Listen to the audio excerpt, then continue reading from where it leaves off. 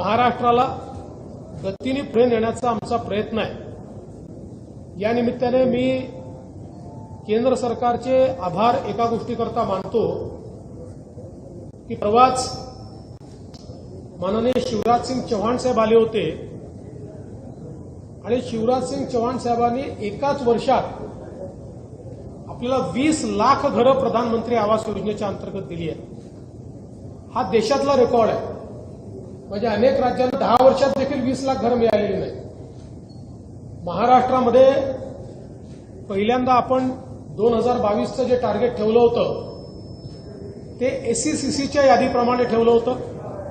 ते टार्गेट आपण पूर्ण केलं, पण ते टार्गेट होत असतानाच आपल्या लक्षात आलं की एससीसीची यादी अपूर्ण आहे।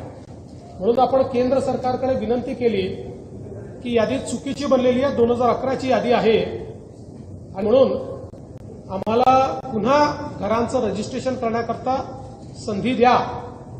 आणि मग 2018-19ला केंद्र सरकारने आवास प्लस नावाचं पोर्टल सुरू केलं, ज्यामध्ये आपण रजिस्ट्रेशन सुरू केलं आणि त्यामध्ये 26 लाख लोकांचं रजिस्ट्रेशन आपण केलेलं आहे। या 26 लाखापैकी जवळपास 20 लाख लोकांना घर देण्याचा निर्णय ऑलरेडी केंद्र सरकारने दिलेला आहे। आणि हे करत असताना मी केंद्राच्याही लक्षात आणून दिलं की काही अटी अशा होत्या की ज्याच्यामुळे गावातला गरीब हा काही प्रमाणात 10% हा त्या अटी शर्तींमुळे कुठेतरी अडकलेला आहे।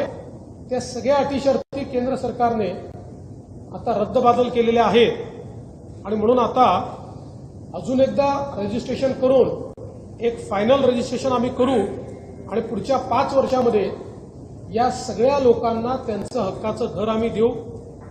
आणि हे करत असताना आमचा प्रयत्न आहे की प्रधानमंत्री आवास योजना असो, मोदी आवास योजना असो, जनमन आवास योजना असो, शबरी आवास योजना असो, रमाई आवास योजना असो, आता या सगळ्या योजनांमध्ये जी घरं होतील या सगळ्या घरांना सोलर द्यायचं, जेणेकरून त्या घरामध्ये राहायला जाणारे जे आहेत त्यांना विजेचं बिलच येऊ नये, त्यांना मोफत वीज मिळावी, अशा प्रकारचा आमचा प्रयत्न हा या पुढच्या काळामध्ये असणार आहे।